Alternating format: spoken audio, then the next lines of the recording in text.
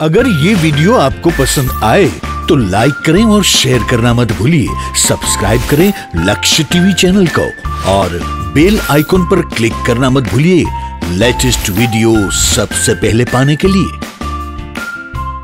किशोर जय गोपी चित चोर प्रभु,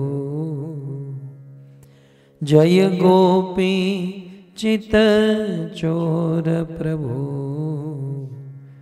जय जय माखन चोर, जय जय माखन चोर। श्री कृष्णचंद्र भगवान की, श्री लक्ष्मी नारायण भगवान की, कृष्ण जन्म महामहोत्सव की, बाल कृष्ण भगवान की। कली पावन अवतार परम करुणा वरुणालय श्री चैतन्य महाप्रभु एक बहुत सुंदर बात बताते हैं। कहते हैं कि हम मनुष्यों का बहुत बड़ा सौभाग्य है। इतना सौभाग्य है कि जो कार्य या जो सौभाग्य इवन वैकुंठ में रहने वाले को नहीं है, वह सौभाग्य इस संसार में रहने वाले को है। कबीरदास जी को लेने के लिए भगवान रामचंद्र के पार्षद आए साकेत में, वैकुंठ में ले जाने के लिए। राम बुलावा भेजिया दिया कबीरा रोई। भगवान रामचंद्र ने भेजा, जाओ मेरा भक्त है उसे लेकर आओ। भगवान के पार्षद शंख चक्र गदा पद्म पीतांबर धारण करके सुंदर विमान लेकर आए। लेकिन भगवान के पार्षदों को देखकर कबीरदास जी रोने लगे। बोले महाराज रो क्यों रहे हैं, हम तो वैकुंठ ले जाने के लिए आए हैं, नरक में नहीं जाओगे आप। नरक में तो बाल्टीमोर वाले जाएंगे, मेरीलैंड वाले जाएंगे, आप नहीं जाओगे। बोले आप रो क्यों रहे हैं। कबीरदास जी ने बहुत सुंदर दोहा कहा। बोले राम बुलावा भेजिया दिया कबीरा रोई। रोने का कारण वे कहते हैं जो सुख है सत्संग में वो वैकुंठ में नहीं होए। जो सुख जो आनंद इस सत्संग में है वह तो वैकुंठ में भी नहीं है। और सत्संग में भी भगवत कथा, और भगवत कथा में भी भागवत, और भागवत में भी दशम स्कंद, और दशम स्कंद में भी कृष्ण की बाल लीला। मैं आपको एक राज की बात बता रहा हूं, शायद आपको किसी ने नहीं बताई होगी। भगवान श्री कृष्ण की बाल लीला जो है ना, कृष्ण की नटखट लीला, माखन चोरी लीला, माटी खाने वाली जो बाल लीला है, ये बाल लीला मात्र इस पृथ्वी पर ही होती है। आप सब भजन करते हो और निश्चित मरने के बाद वैकुंठ जाओगे, वैकुंठ में भगवान के पास चले जाओगे, फिर भी वहां सब कुछ है लेकिन बाल लीला नहीं है। मेरी बात समझ में आ रही है। वैकुंठ में भी लड्डू गोपाल या बाल कृष्ण नहीं है, वहां तो आद्यम पुराण पुरुषम नव यौवनम च। वैकुंठ में भगवान नव युवक है, 16 साल के युवक है। वैकुंठ में वात्सल्य भाव है, वात्सल्य रस है, परंतु वात्सल्य लीला नहीं है। ये वात्सल्य रस, वात्सल्य लीला है। कृष्ण को अपना पुत्र मानना है, उनको स्नान कराना, उनके प्रति जो भाव व्यक्त करना, ये तो भौम इस धरती पर ही संभव है। हमारा परम सौभाग्य है कि इस कलयुग में जन्म लेने के बाद भी हम सब यहाँ पर कृष्ण की मधुर बाल लीला का श्रवण कर रहे हैं या करने जा रहे हैं। गत सत्र में कल कृष्ण जन्माष्टमी थी और गत सत्र में ठीक रात को 12 बजे वैसे पूरा प्रयास किया गया था व्यास मंच से कि 5,500 वर्ष पूर्व जिस प्रकार कृष्ण का जन्म हुआ वैसे प्रस्तुत करने का, और बड़ा आनंद किया आप सब भक्तों ने। लेकिन यदि मैं आपको प्रश्न पूछूं कि भगवान कृष्ण इस संसार में प्रकट हुए, कृष्ण के जन्म लेने का कारण क्या है? यह प्रश्न कोई साधारण प्रश्न नहीं है। श्रीमद् भागवत जी में, श्रीमद् भागवत के प्रारंभ में दुनिया के समस्त ऋषि मुनि एकत्रित हुए और निर्णय किया कि हम विश्व शांति लाएंगे। और विश्व शांति हेतु ब्रह्मा के पास गए। ब्रह्मा ने मनोमय चक्र छोड़ा और वह चक्र घूमते घूमते नैमिषारण्य में आकर गिरा, और उस नैमिषारण्य में धेनुमती गोमती नदी के तट पर बैठकर 88,000 ऋषि मुनि मिलकर यज्ञ करने लगे। और यज्ञ करते हुए एक दिन पता चला भागवत के वक्ता सुखदेव सूत गोस्वामी आ रहे हैं। यज्ञ को छोड़ छाड़ कर सूत जी के चरणों में बैठकर भागवत सुनना प्रारंभ किया। सूत जी व्यास मंच पर बैठे हैं और ऋषि मुनि नीचे उनके चरणों में बैठे हैं, और ऋषि मुनियों ने 6 प्रश्न पूछे। यह है भागवत का बेज, यह है स्तंभ। भागवत शुरू कहां से हुआ? देखिए, चाहे भागवत हो, चाहे गीता हो, चाहे रामायण हो, इन सभी सद्ग्रंथों का प्रारंभ किसी ना किसी प्रश्न से, कहीं ना कहीं जिज्ञासा से हुआ है। रामायण में चलिए तो याज्ञवल्क ऋषि को भरद्वाज जी ने पूछा था, भरद्वाज जी उस तीर्थराज प्रयाग में याज्ञवल्क के चरण को पकड़कर निवेदन किए कि राम क्या कौन है?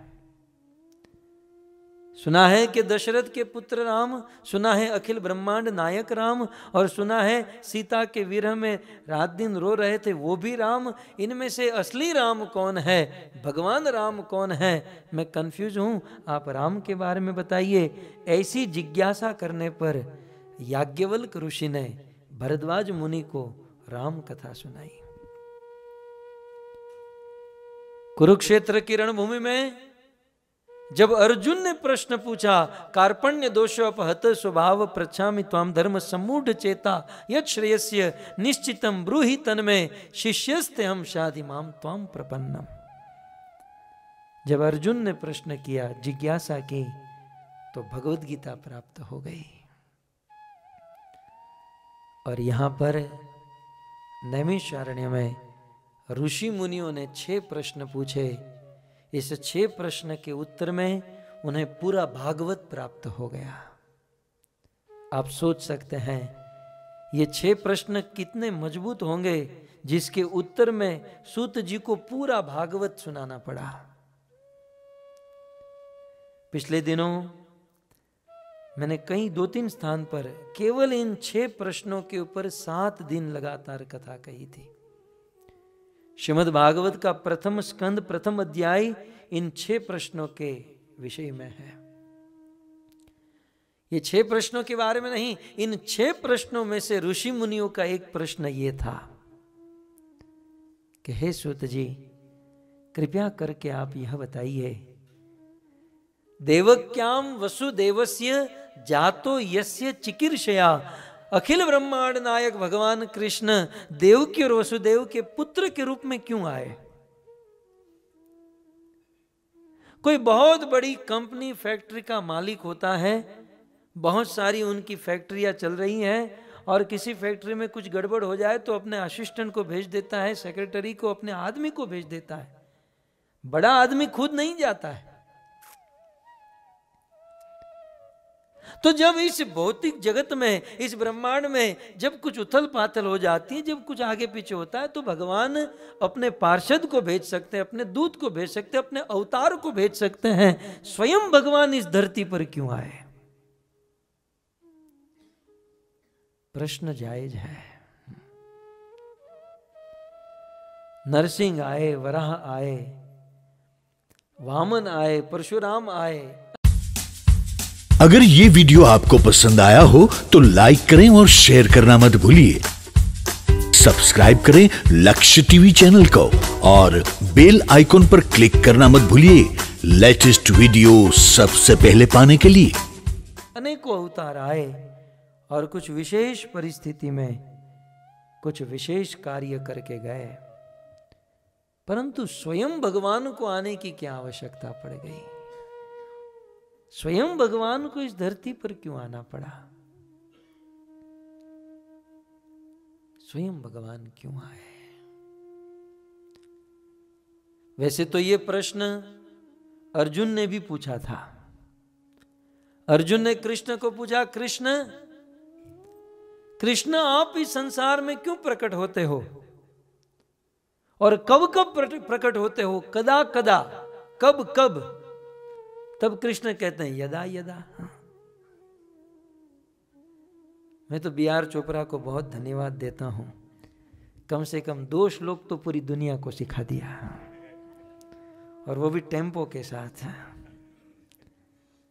यदा यदा ही धर्मस्य ग्लानिर्भवति भारत अभ्युत्थानम अधर्मस्य तदात्मानं सृजाम्यहं परित्राणाय साधूनां विनाशाय च दुष्कृतां धर्म संस्थापनार्थाय संभवामि युगे युगे। ये 2 श्लोक है और भगवत गीता के 4थे अध्याय के ये 2 श्लोक है।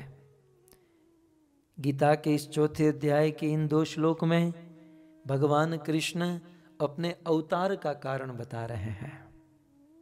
पहले इसे सुनते हैं, फिर भागवत में चलते हैं।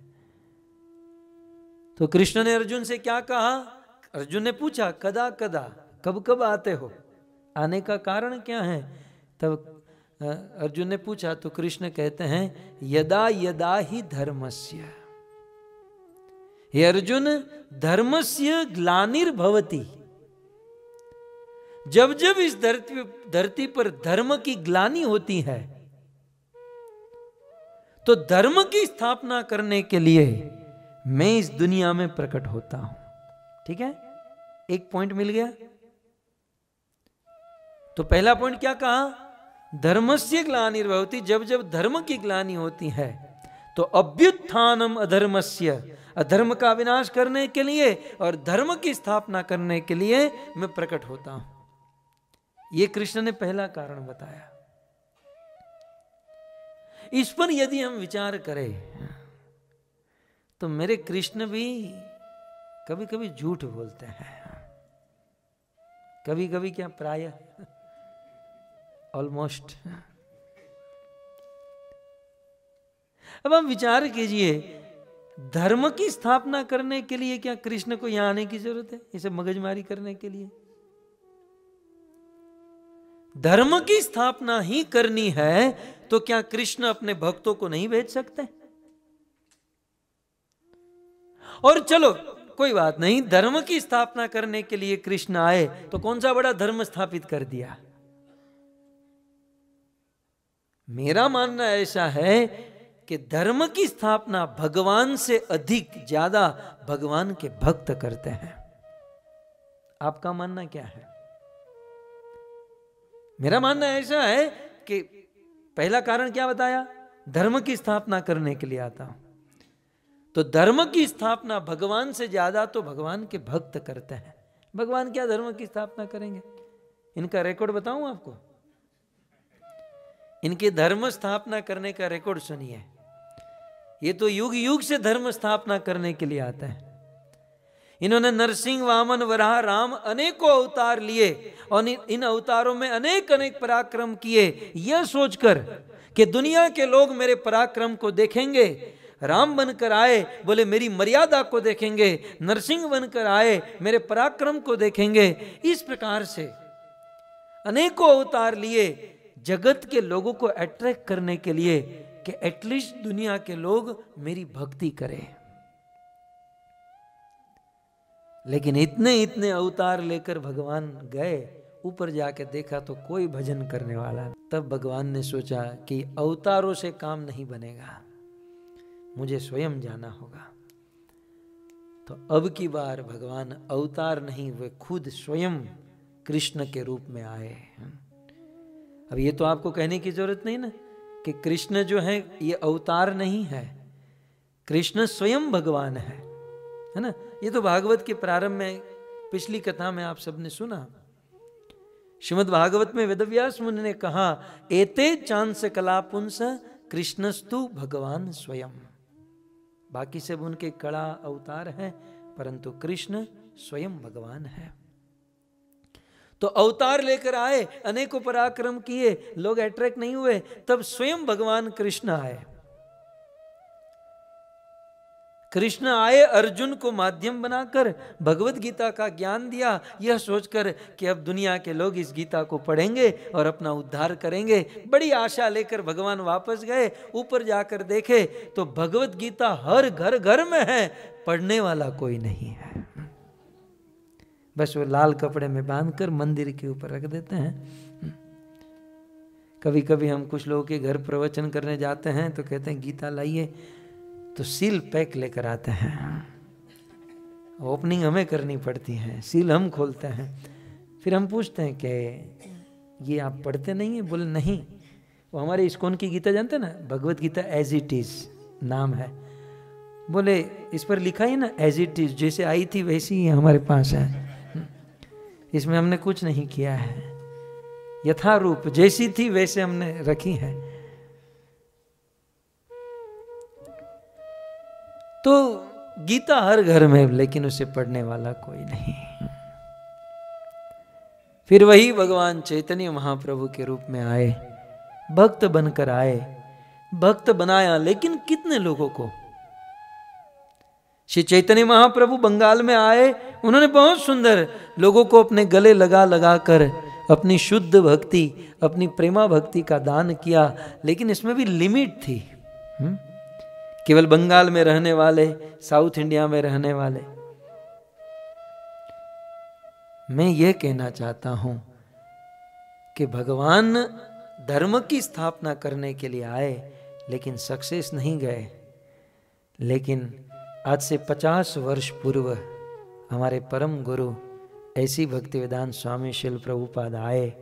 70 साल की आयु में भारत से अमेरिका आए और अमेरिका से कृष्ण भक्ति का प्रचार शुरू किया, और केवल 70 साल के बूढ़े अपनी 10 वर्ष की आयु में पूरे विश्व ब्रह्मांड में हरे कृष्ण मोमेंट को स्थापित कर दिया, और सबके हाथों में हरे कृष्ण महामंत्र की माला दे दी।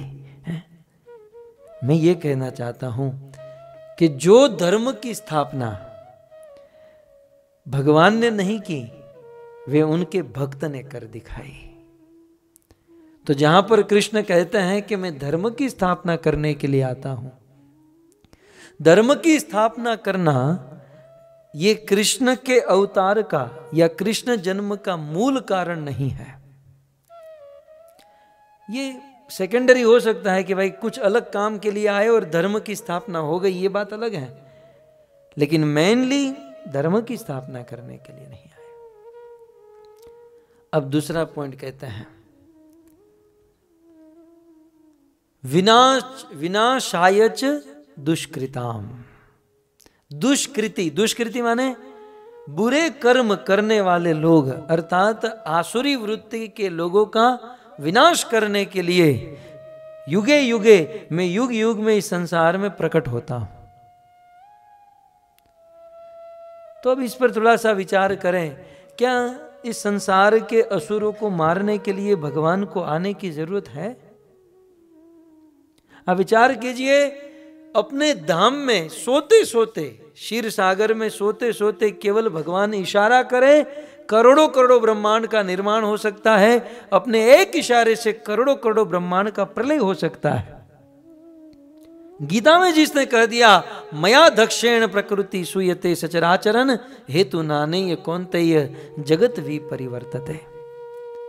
मई अधि अक्षेण, जिसके आंखों के इशारों से ये सूर्य चंद्र नक्षत्र तारे ये सब कुछ काम करते हैं। बिंदु सरोवर के तट पर भगवान कपिल देव ने माता देवहूति से कहा, मत भयाति वाति वातो यम सूर्य तपति मत भयात वर्षद इंद्र दह्यत अग्नि मृत्युश्चरति मद भयात। तो ये सारी प्रकृति, ये नक्षत्र तारे, ये प्रलय भगवान के आंखों के इशारे से होते हैं।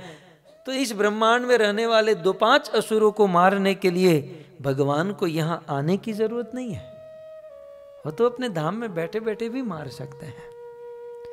तो दुष्टों को मारना भी भगवान के जन्म का मूल कारण नहीं है, या धर्म की स्थापना भी मूल कारण नहीं है।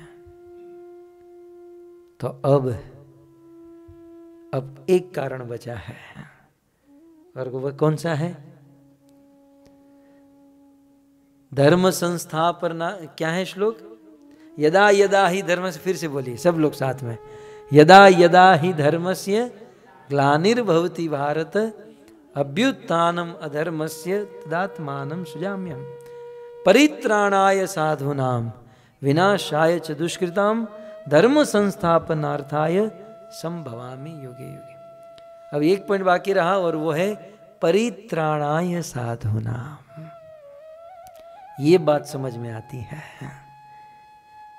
कि भगवान कृष्ण का जन्म न तो दुष्टों का विनाश करने के लिए और न तो धर्म की स्थापना करने के लिए। भगवान आते हैं तो केवल एक और मात्र एक कारण के लिए, और वह है परित्राणाय साधूनाम, अपने साधुओं की रक्षा करने के लिए, अपने भक्तों को आनंद देने के लिए। That's all. भगवान का इस धरती पर आना केवल एक ही कारण है, वो अपने भक्तों को आनंद देना चाहते हैं। हम लोग दिन में 3 बार गाते हैं नरसिंह आरती, जिसमें एक पद है प्रहलाद अल्हाद दाई ने। नरसिंह भगवान क्यों प्रकट हुए? प्रहलाद को अल्हाद, अल्हाद माने आनंद देने के लिए। भगवान का अवतार, कृष्ण का कल अवतार जन्म हुआ केवल एक ही कारण के लिए, और वो है भक्तों को आनंद देना। यह है भगवत गीता से। अब ये प्रश्न भागवत में जब पूछा गया तो सूत जी ने एक और बात बताई, बहुत गूढ़ बात है, बहुत गहरी बात है। अपनी बुद्धि को थोड़ी सी विशाल बनाकर इसे सोचिएगा। ये तो सही बात है कि भगवान अपने भक्तों को आनंद देने के लिए आते हैं, लेकिन इससे भी बड़ा एक कारण है भगवान का इस पृथ्वी पर आने का, और वो सबसे मुख्य कारण है। और वो मुख्य कारण क्या है? भगवान इस पृथ्वी पर आते हैं स्वयं खुद आनंद लेने के लिए। ये कम स्वार्थी नहीं है। ये सबसे पहले अपना स्वार्थ देखते हैं। वे आते हैं यहां पर स्वयं आनंद लेने के लिए। ये उनका प्रथम कारण है, जो अर्जुन को नहीं बताया है ना। हम लोग आखिर तो गुजराती ने भैया, આપણે આપણા કામ માટે જ આવ્યા હોઈએ, પણ આપણે કહીએ ને મારા કામ માટે, તમારા માટે આવ્યો છું હું તો, આ તો તમે બોલાવ્યો એટલે આવ્યો છું। આપણે આવ્યા હોઈએ આપણા કામ માટે, સમજો છો ને તમે? એમાં આ ગુજરાતી છે। कई बार लोग कहते हैं कृष्ण कहाँ के हैं? भले जन्म हुआ मथुरा में, कृष्ण का जन्म हुआ मथुरा में, कृष्ण की परवरिश हुई गोकुल में, लेकिन कृष्ण का सिटीजनशिप जो था, उनके पासपोर्ट पर राशन कार्ड, आधार कार्ड, जो भी होता है ना, आपका सोशल सिक्योरिटी कार्ड पर जो एड्रेस था, वो एड्रेस हम तो गर्व से कहेंगे हमारी द्वारिका का था, गुजरात का था। और कृष्ण अपने 128 वर्ष तक इस धरती पर रहे। अपने 128 वर्ष के जीवन काल में सबसे अधिक 100 साल से भी ज्यादा गुजरात, सौराष्ट्र, द्वारिका में रहे। और इसलिए गुजरात के भक्तों पर बड़ी कृपा है इनकी। एक बार मैं कथा कर रहा था, मुझे याद नहीं कहीं तो कर रहा था, हिंदी में बोल रहा था, और आप सबके आशीर्वाद से, गुरु ईश्वर कृपा से जब हम हिंदी बोलते हैं, अब तो आप तो गुजराती हो इसलिए मैं गुजराती छांट डाल रहा हूं, तो प्योर हिंदी बोलता हूं, किसी को पता ना चले कि ये गुजराती बंदा है। तो कथा के बाद एक दंपति आए और कहा कि आप बहुत अच्छी कथा करते हैं, जैसे सब लोग कहते हैं। फिर कहा कि आप कहाँ से हो? मैंने कहा मैं गुजरात से हूँ। आप भी गुजरात के हैं? એને એટલો નિશાસો નાખ્યો, એને એમ મને તો એ સમજ ન એને આનંદ થયો કે દુઃખ થયું, પણ એટલા દુઃખી હૃદયથી એને કીધું અચ્છા આપ ભી ગુજરાત કે હો? તો કેમ ગુજરાતના ન હોય?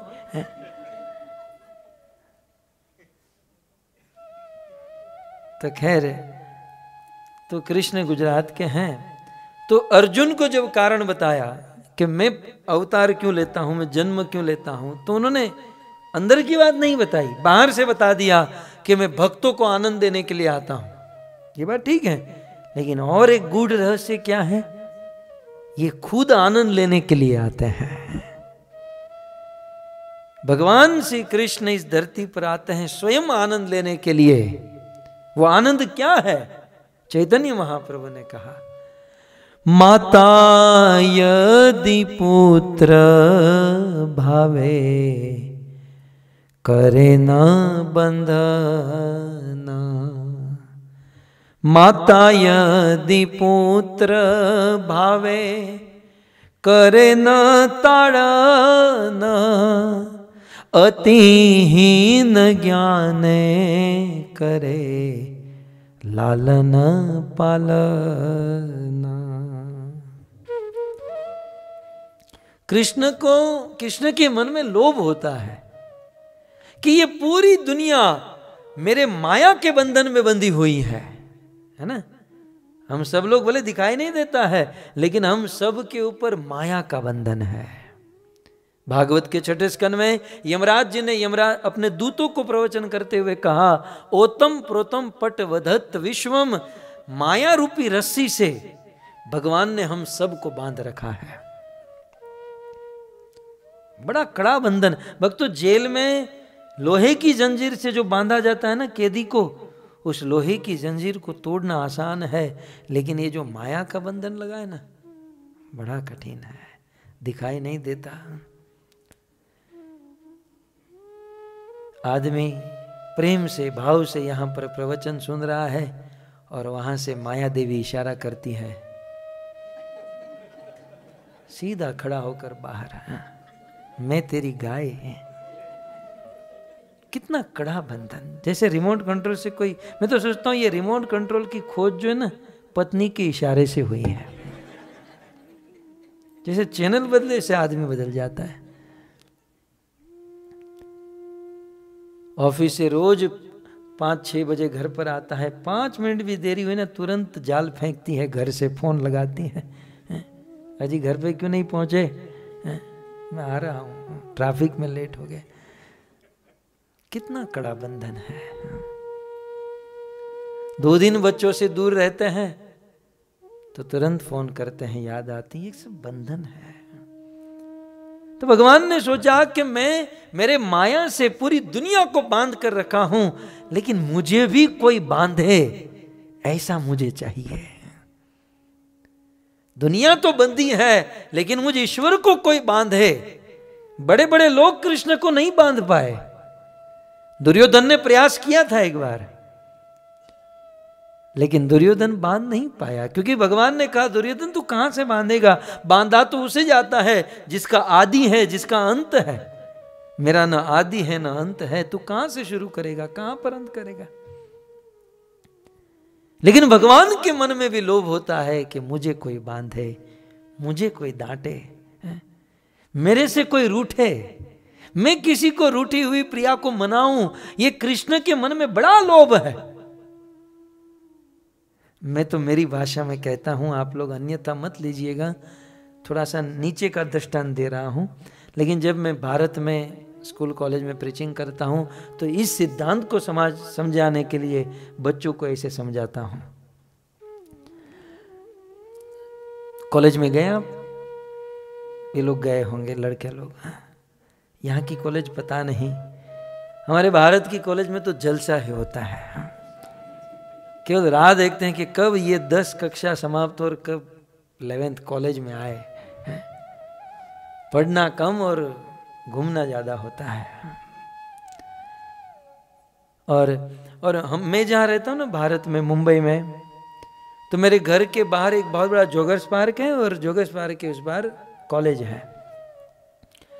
तो कॉलेज के लड़के कॉलेज लेक्चर बंक करके बगीचे में आकर बैठते हैं जोगर्स पार्क में।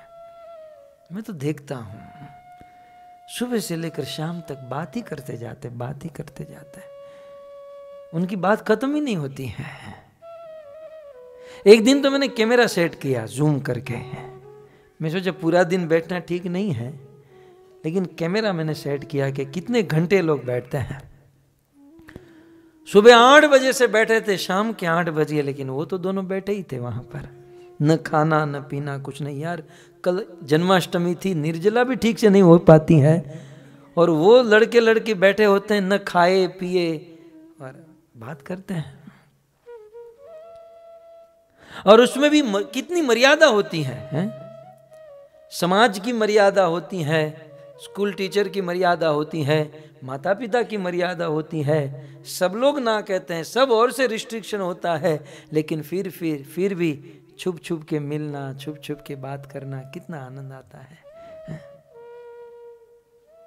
वही लड़की और लड़के का जब शादी हो जाती है तो जो 12-12 घंटे तक न पानी पीते न खाते थे, कुछ करते थे, अब 12 सेकंड साथ में नहीं बैठ सकते। वही लड़की लड़के शादी के पहले गाना गा चुके हैं कि हम बने तुम बने एक दूजे के लिए, तेरे बिना एक घड़ी नहीं जी सकता। और वही उन्हीं की जब शादी हो जाती है तो तेरे साथ एक घड़ी नहीं जी सकता। पत्नी भी कहती हैं कि आप शादी के पहले बहुत अच्छे थे, शादी के बाद आप बिगड़ गए हैं। वो बिगड़ा नहीं है, शादी के पहले रिस्ट्रिक्शन था। मेरी बात समझने का प्रयास कीजिएगा। मर्यादा थी, रिस्ट्रिक्शन था, और उस अवस्था में छुप छुप के मिलना एक आनंद था। शादी की बात तो 24 घंटा साथ में होती है या होता है, तो इसमें वो अट्रैक्शन नहीं रहता है ना। तो भगवान ने, मैं ऐसा कहता हूं, ऐसा है नहीं लेकिन मैं ऐसा सोचता हूं, भगवान ने ऊपर से देखा होगा, यार ये कॉलेज के लड़के इतना आनंद ले रहे हैं, साला मैं भी भगवान होकर इतना आनंद नहीं ले पा रहा हूं, और ये लोग इतना आनंद ले रहे हैं। भगवान के मन में लोभ हो गया कि मैं वैकुंठ में रहता हूं, यहां पर राधा मेरी पत्नी है, यहां तो सब कुछ, यहां तो कोई रिस्ट्रिक्शन नहीं है, कुछ सब कुछ मेरा है, अपना है।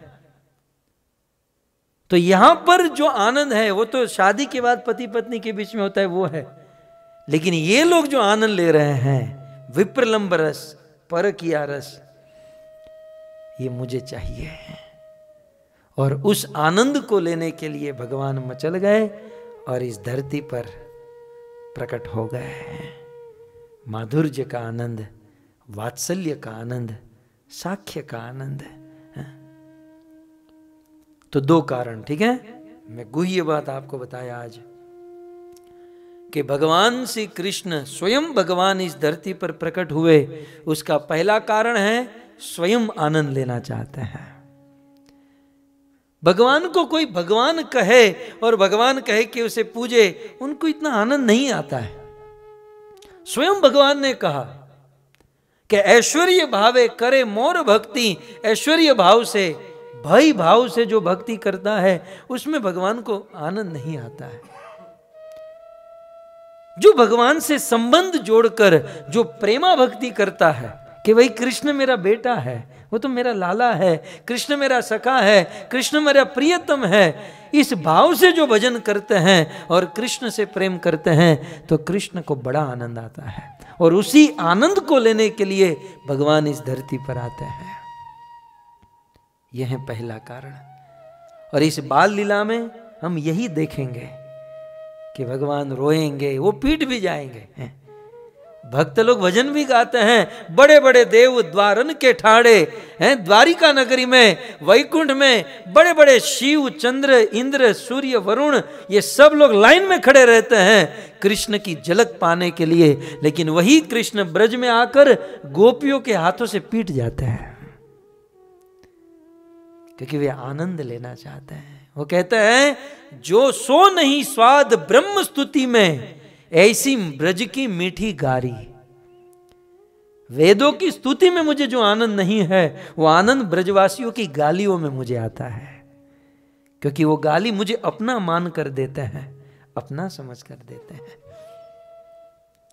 तो भगवान श्री कृष्ण, अब इसका मैं पूर्णाहुति करूं इस प्रसंग की, कि भाई कृष्ण इस धरती पर प्रकट होते हैं, इसका मूल कारण है वो स्वयं आनंद लेना चाहते हैं, और दूसरा कारण है कि वे अपने भक्तों को आनंद देना चाहते हैं। श्री पद्म पुराण में हम लोग आगे गाएंगे, मैं आप सबको प्रिंट आउट भी दूंगा, लेकिन पद्म पुराण में सत्यव्रत ऋषि ने एक स्तोत्र लिखा जिसे दामोदर स्तोत्र कहते हैं, और उस एक पंक्ति में वे लिखते हैं, इति द्विक्ष्वलीलाभि आनंद कुंडे स्वघोषम निमाजन्तम आख्यापयन्तम तदीयशीतागेषु भक्तेर्जितत्वं पुनः प्रेमतस्तं शतावृत्ति बंदे। सत्यव्रत मुनि कहते हैं कि इति भृक्ष्व लीला, भगवान श्री कृष्ण इस धरती पर प्रकट होते हैं, लीला करते हैं, तो स्वलीला अपनी लीलाओं से आनंद कुंडे वे स्वयं आनंदित होते हैं। इति द्विक्ष्व लीला, स्व अपनी लीला से, आनंद कुंडे निमज्ज वे आनंद कुंड में गोते लगाते हैं, और साथ ही साथ स्वघोषम निमाजन्तम आख्यापयन्तम, और साथ ही साथ उस लीला के द्वारा अपने भक्तों को भी आनंद देते हैं। तो बस कृष्ण के जन्म का यही कारण है, स्वयं आनंद लेना और अपने भक्तों को आनंद देना। और किस प्रकार से आनंद लेना, तो मैंने आपको बताया, उनसे संबंध जोड़कर, जैसे माँ यशोदा कभी डांटती है, कभी प्रेम करती है, कभी लालन करती है, जैसे सखागण, जैसे गोपीगण, यह आनंद लेने के लिए और आनंद देने के लिए, जैसे भक्त भगवान से प्रेम करते हैं, वह आनंद देने के लिए। तो इस प्रकार से भगवान कृष्ण के जन्म का यह मूल कारण। जन्म के बारे में और एक चीज कह दूं कि वास्तव में ये जन्म शब्द, क्योंकि आपको समझ में आए इसलिए मैं बोल रहा हूं, जितनी बार बोल रहा हूं उतनी बार मेरे माइंड में क्लिक हो रहा है कि मत बोलो, ना बोलो, ना बोलो, लेकिन फिर नहीं बोलूंगा तो आपको समझ में नहीं आएगा। ये जन्म शब्द जो है, ये भगवान कृष्ण के लिए कभी लागू नहीं होता है। कृष्ण का कभी जन्म नहीं होता, कृष्ण का प्राकट्य होता है, कृष्ण का आविर्भाव होता है, उनका जन्म नहीं होता। याद रहे, प्राकट्य में, आविर्भाव में और जन्म में बहुत अंतर है, जमीन आसमान का अंतर है। जन्म जो है ना, पंच महाभूत से बने हुए शरीर का होता है। जैसे ये जो हमारा शरीर है ना, ये शरीर पंच महाभूत, पृथ्वी, जल, अग्नि, वायु और आकाश से बना है। पंच महाभूत से बने हुए शरीर का जन्म होता है, परमात्मा का, भगवान का जन्म नहीं होता। और क्योंकि शरीर का जन्म होता है, इसलिए शरीर की मृत्यु भी होती है। लेकिन परमात्मा का, भगवान का, क्योंकि जन्म ही नहीं होता तो मृत्यु का कोई प्रश्न ही नहीं है। कई बार कुछ लोग कहते ना, ये कृष्ण बहुत अच्छे थे, बहुत अच्छा काम किए, लेकिन क्या करें, दुख की बात है, 5000 साल पहले बेचारे मर गए, तेरी बुद्धि मर गई है। वो जरा नाम के शिकारी ने प्रभात क्षेत्र में बाण चलाया और पांव में बाण लगा और बेचारे मर गए। मैं तो इतनी कॉमन सेंस यूज नहीं करते हैं कि महाभारत के युद्ध में जब कृष्ण अर्जुन का रथ हाँक रहे थे, पितामह भीष्म और अन्य सेनापति आदियों के द्वारा सैकड़ों बाण कृष्ण के शरीर में लगते थे, तब उनका प्राण नहीं निकला, और एक साधारण से शिकारी ने पांव में बाण मार दिया तो मर गए। महाभारत आप सुनिए, पितामह भीष्म के सामने जब अर्जुन का सामना हुआ, अर्जुन की रक्षा करने के लिए सैकड़ों बाण कृष्ण के शरीर में धंस गए, खून की धारा बहने लगी, लेकिन फिर भी कृष्ण को कुछ नहीं हुआ। तो कोई आदमी का एक बाण लगे और मर जाए। ये सब छोड़िए, गीता में, भगवत गीता में आत्मा के बारे में क्या लिखा है? आत्मा के विषय में क्या कहते हैं? न जायते म्रियते वा कदाचित नायम भूत्वा भविता वा न भूय अजो नित्य शाश्वतोयम पुराणो न हन्यते हन्यमाने शरीरे अच्छेदोयम दाह्योयम क्लोदो शोष्य एवच नित्य सर्वगत स्थाणुर अचल अयम सनातन। आत्मा न जायते न म्रियते। आत्मा को अग्नि के द्वारा जलाया नहीं जा सकता, पानी के द्वारा भिगोया नहीं जा सकता, वायु के द्वारा सुखाया नहीं जा सकता, और शस्त्र के द्वारा काटा नहीं जा सकता। मुझे आपसे इतना ही कहना है, जब आत्मा को कोई मार नहीं सकता तो परमात्मा को कोई कैसे मार सकता है? तो परमात्मा है। तो मैं जो कह रहा था कि ये जन्म शब्द हम लोगों के लिए यूज होता है, हमारे शरीर के लिए यूज होता है। भगवान का शरीर और देही ये कोई अंतर नहीं है, वो तो सुपर सोल है। इसलिए भगवान का जन्म नहीं, भगवान का प्राकट्य होता है, आविर्भाव होता है। क्या अंतर है प्राकट्य में और जन्म में? जब किसी जीव का जन्म होता है तो जन्म मां के गर्भ से ही होता है। करोड़ों करोड़ों जीव इस दुनिया में होंगे, लेकिन जन्म लिया होगा तो मां के गर्भ से ही, और कोई ऑप्शन नहीं है।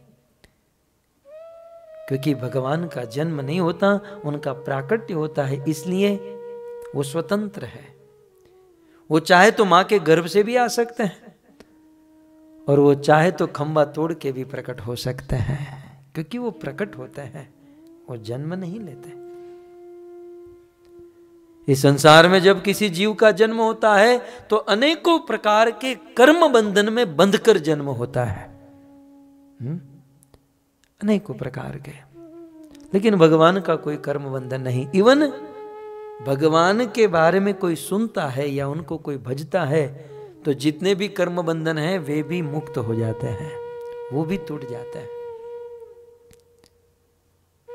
तो ये है जन्म। भगवद गीता में कृष्ण ने कहा, अर्जुन जन्म कर्म च मे दिव्यम। तुम ये बात समझ लो, मेरे जन्म और कर्म में और दुनिया के लोगों के जन्म कर्म में जमीन आसमान का अंतर है। क्योंकि मेरे जन्म और कर्म कैसे हैं? दिव्य है। और कहता है जन्म कर्म च मे दिव्यम एवं यो वेति तत्वतः त्यक्त्वा देहम पुनर्जन्म नेति मामेति स अर्जुन।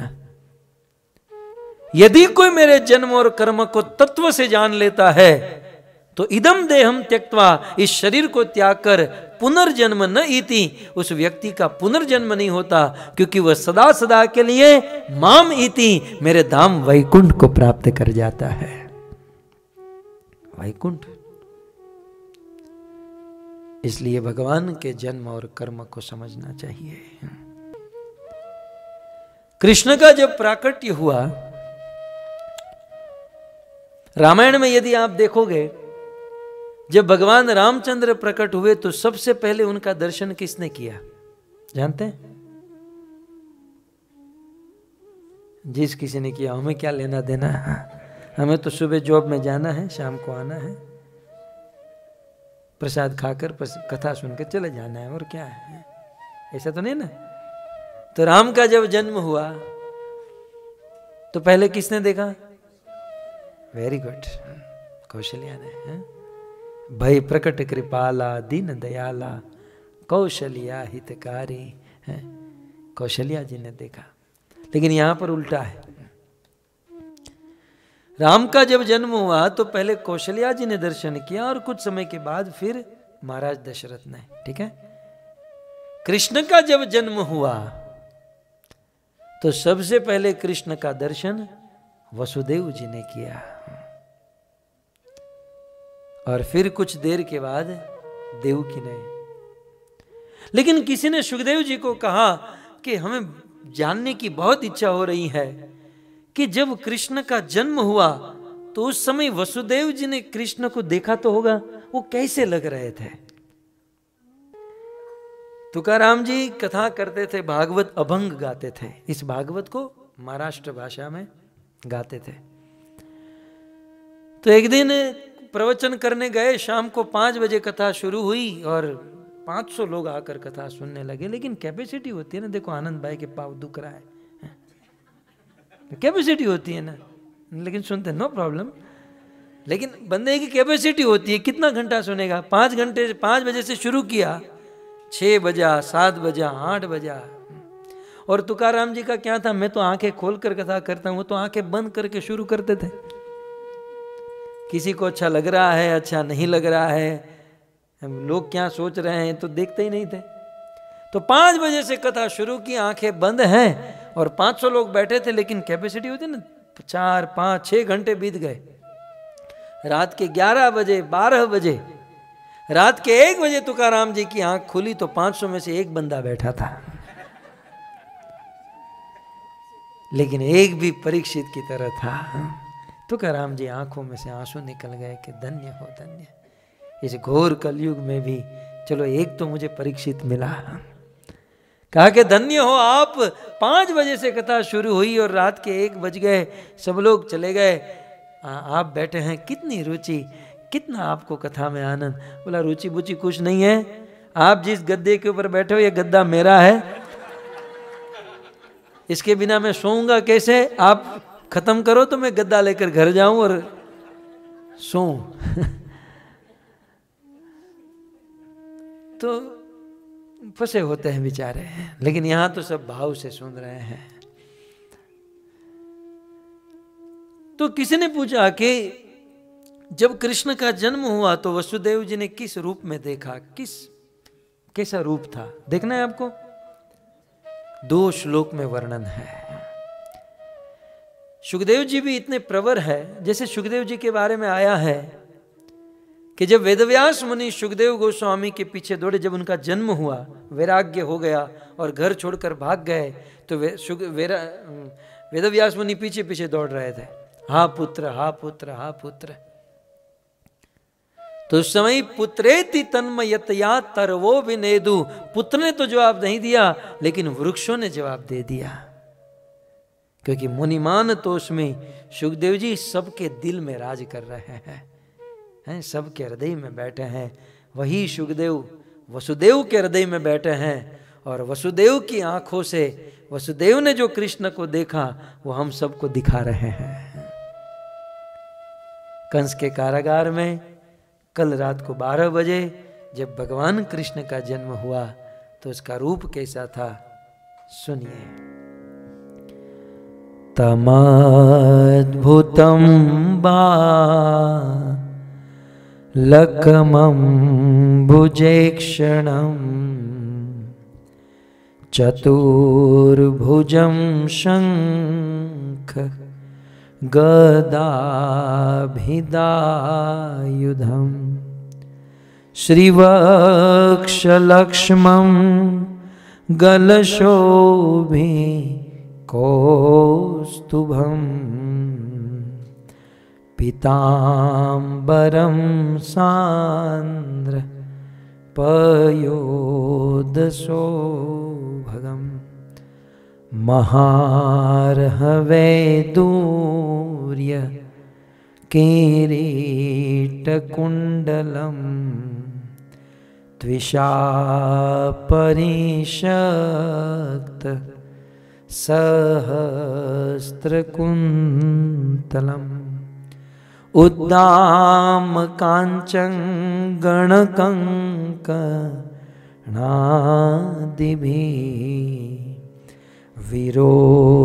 विरोचमानं वसुदेव ये क्षत। सुखदेव गोस्वामी कहते हैं, वसुदेव जी की दृष्टि जब भगवान के ऊपर गई तो देखा तम अद्भुतम बालकम। एक तो बात यहां पर कंफर्म है कि अद्भुतम बालकम, भगवान कैसे थे? बालक रूप में थे। भगवान का शरीर कैसा था? बालक। जैसे जैसे साधारण बालक का जन्म होता है ना, एक दिन का बालक कैसा होता है? तो बालक थे, लेकिन साधारण बालक नहीं थे।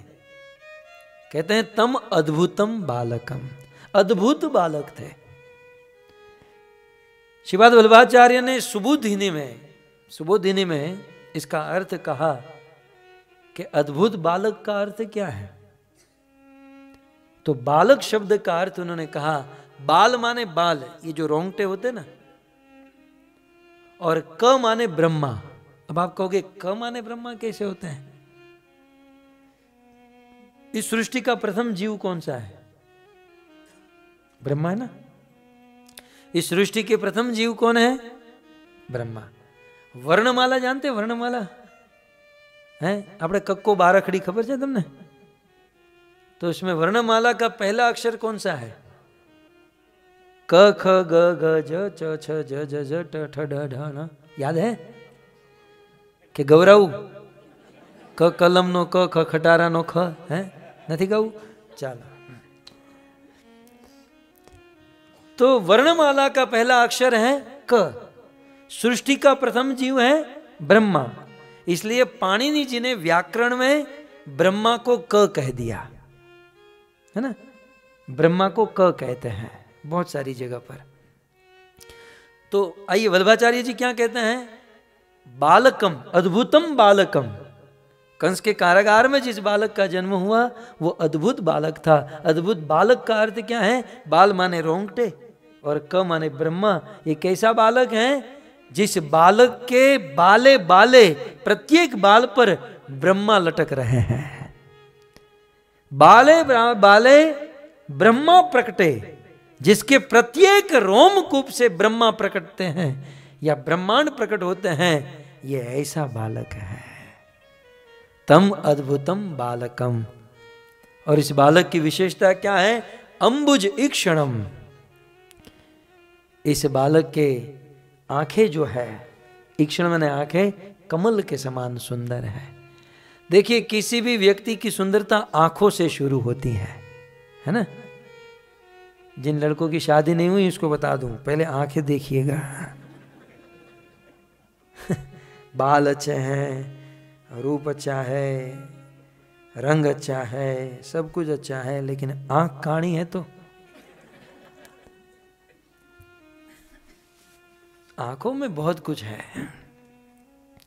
एक आदमी परेशान था, उसका गधा खो गया था, तो मिल नहीं रहा था, तो एक पेड़ पर चढ़ गया और देख रहा था कि कहाँ है मेरा गधा। और उसी पेड़ के नीचे एक प्रेमी और प्रेमिका खड़े थे। वहाँ तो शेर शायरी में ही बातें होती हैं। तो वो प्रेमी अपनी प्रेमिका को कह रहा था, प्रेमी के तुम्हारी आंखें कितनी सुंदर है, तेरी आंखों में क्या जादू है।